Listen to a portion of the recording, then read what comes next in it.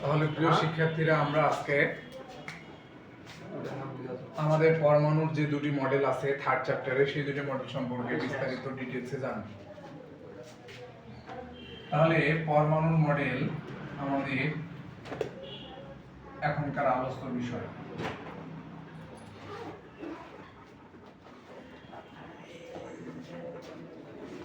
তাহলে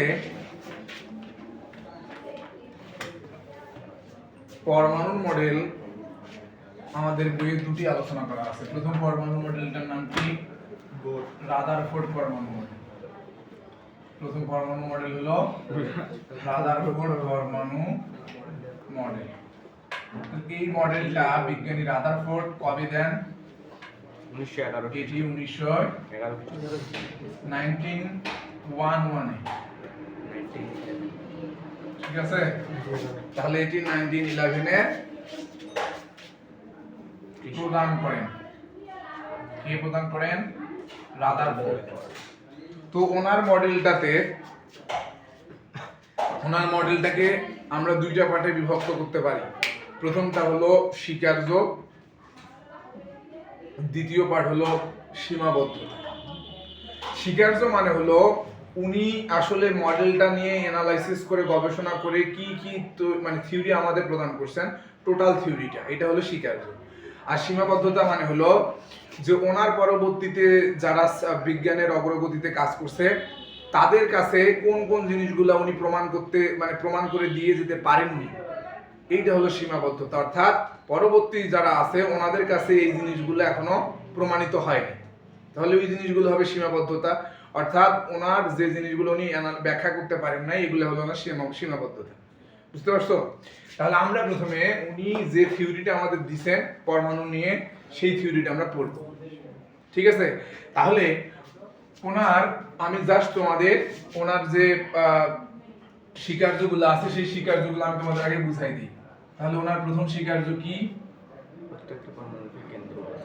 প্রত্যেকটা পরমাণুর একটি কেন্দ্র আছে, যেখানে পরমাণুর সমস্ত ভর কেন্দ্রীভূত থাকে বা জমা থাকে। এই কেন্দ্রটির নাম কি? নিউক্লিয়াস। তাহলে উনি কি বলছে যে আমরা যদি এটা একটা ওনার প্রথম পয়েন্ট, স্বীকার্যের প্রথম পয়েন্টে আমি বুঝাই দিচ্ছি। উনি বলছে এটা যদি একটা পরমাণু হয় তাহলে প্রত্যেকটা পরমাণুর একটা সেন্টার আছে। এই সেন্টারটাতে পরমাণুর সমস্ত ভর কি থাকে?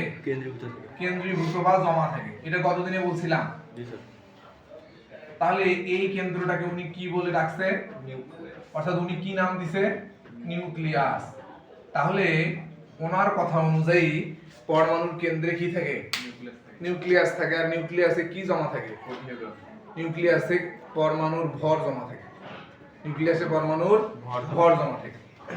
বুঝছো তোমরা? তাহলে এখান থেকে আমরা কোন জিনিসটাকে আইডেন্টিফাই করতে পারি যে নিউক্লিয়াস সম্পর্কে প্রথম ধারণা দেন কে? রাদারফোর্ড। নিউক্লিয়াস সম্পর্কে ধারণা দেন কে? রাদারফোর্ড। এইটা একটা ইম্পর্টেন্ট লাইন, রাদারফোর্ড। বুঝছো? এরপরে কি যে তাহলে আমাদের প্রথম পয়েন্টে উনি কি বলছে যে প্রত্যেকটা পরমাণুর একটা কেন্দ্র আছে, যেখানে পরমাণু সমস্ত ভর কেন্দ্রীভূত থাকে। এই কেন্দ্রটাকে কি বলা হয়? নিউক্লিয়াস বলা হয়। এরপরে নিউক্লিয়াসের ভিতরে অর্থাৎ যেটা কতদিন আমি বলছিলাম যে নিউক্লিয়াসের ভিতরে কি থাকে? প্রোটন এবং নিউট্রন। নিউক্লিয়াসের ভিতরে প্রোটন এবং নিউট্রন কণা থাকে। আর নিউক্লিয়াসের বাইরে কক্ষপথে ইলেকট্রন থাকে। নিউক্লিয়াসের বাইরে কক্ষপথে কি থাকে? ইলেকট্রন থাকে। বুঝছো? এর পরের পয়েন্টে আসো। এর পরের পয়েন্টে কি বলছে যে আমাদের বিজ্ঞানী রাদারফোর্ডের দ্বিতীয় পয়েন্টে কি? নিউক্লিয়াস অত্যন্ত ক্ষুদ্র এবং নিউক্লিয়াসের দ্বিতীয় পয়েন্টটা হলো যে নিউক্লিয়াস অত্যন্ত কি? ক্ষুদ্র এবং নিউক্লিয়াসের বাইরের কক্ষপথে কি থাকে? পরমাণুর ভিতরে বেশিরভাগ জায়গায় ফাঁকা থাকে। হ্যাঁ। তাহলে ওনার দ্বিতীয় পয়েন্টে ছিল যে নিউক্লিয়াস অনেক ছোট। কথাটা কি সত্যি? অবশ্যই সত্যি। কেন? কারণ এটা যদি একটা অণু হয়, অণু তো নিজেই ছোট, সেই অণুকে ভাঙলে সেখান থেকে ক্ষুদ্র ক্ষুদ্র পরমাণু পাওয়া যায়। সেই পরমাণুকে ভাঙলে তার নিউক্লিয়াস থাকে এবং পরমাণুর কণিকা সমূহ পাওয়া যায়। তাহলে চিন্তা করে দেখো অবশ্যই নিউক্লিয়াস কত ছোট, কারণ পরমাণুকেই তো দেখা যায় না, তাহলে তার নিউক্লিয়াস তাকে ভাঙলে আরো ক্ষুদ্র হবে, এই জন্য নিউক্লিয়াস ক্ষুদ্র। এবং বলছে যে নিউক্লিয়াসের বেশিরভাগ জায়গায় কি ফাঁকা। ঠিক আছে, থার্ড পয়েন্টে আসো। তৃতীয় পয়েন্টটা কি বলছে যে সৌরজগতের এই যে তৃতীয় পয়েন্টটা আছে, এটা খুবই ইন্টারেস্টিং পয়েন্ট। ওনার কথা হলো আমরা এবার সৌরজগতে যাই। সৌরজগতের সেন্টারে কি থাকে? সূর্য থাকে। তাহলে ওনার তৃতীয় পয়েন্টটা, পয়েন্ট নাম্বার 3 বা 3, এই তৃতীয় পয়েন্টে বলবো সূর্যের সেন্টারে কি থাকে? সরি, সৌরজগতের সেন্টারে সূর্য থাকে। সূর্যকে কেন্দ্র করে গ্রহগুলো ঘুরতে থাকে না? জি স্যার। যেমন ধরো এটা একটা গ্রহ এ, এটা একটা গ্রহ বি, সূর্যকে কেন্দ্র করে ঘুরতেছে না? উনি বলছে যে সৌরজগতে সূর্যকে কেন্দ্র করে যেমন গ্রহগুলো ঘুরতে থাকে, ঠিক তেমনি নিউক্লিয়াসকে কেন্দ্র করে বাইরের কক্ষপথে ইলেকট্রনগুলো ঘুরতে থাকে।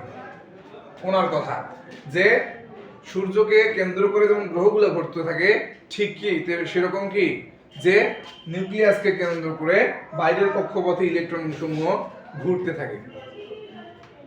ঠিক আছে, তাহলে এখান থেকে ওনার আমাদের কথাটা হলো যে সৌরজগতের সাথে উনি ওনার নিউক্লিয়ার মডেলটাকে তুলনা করছেন।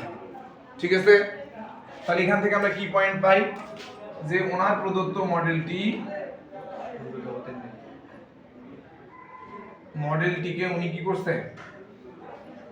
সৌরজগতের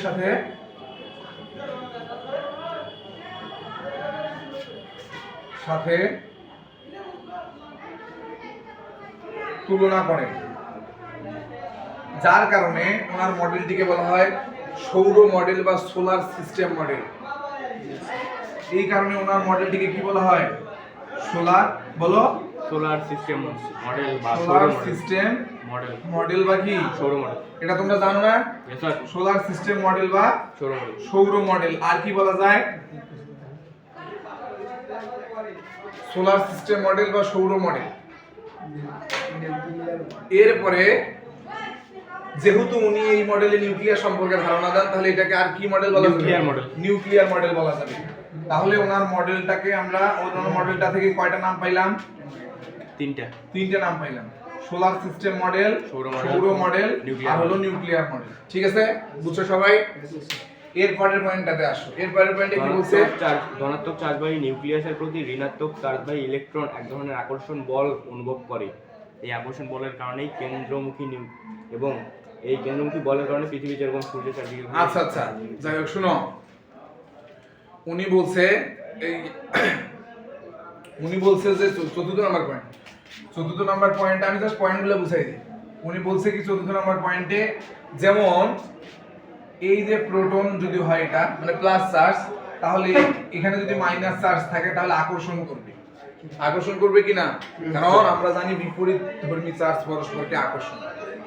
তাহলে ওনার কথা অনুযায়ী যে যেমন ধনাত্মক চার্জ ঋণাত্মক চার্জকে আকর্ষণ করে, তো সেই অনুযায়ী আমাদের সৌরজগতের যে গ্রহগুলা আছে, ওনার কথা অনুযায়ী যে প্রোটন এবং অর্থাৎ ধনাত্মক এবং ঋণাত্মক চার্জ যেমন পরস্পরকে আকর্ষণ করে, ওনার কথা হলো সেরকম নিউক্লিয়াসকে কেন্দ্র করে যখন ইলেকট্রন সমূহ ঘুরতে থাকে, তখন এই নিউক্লিয়াস ওই ইলেকট্রন সমূহকে নিজের দিকে আকর্ষণ করে কেন্দ্রের দিকে। এই কারণে ওরা নিউক্লিয়াসের চারদিকে ঘুরতে থাকে।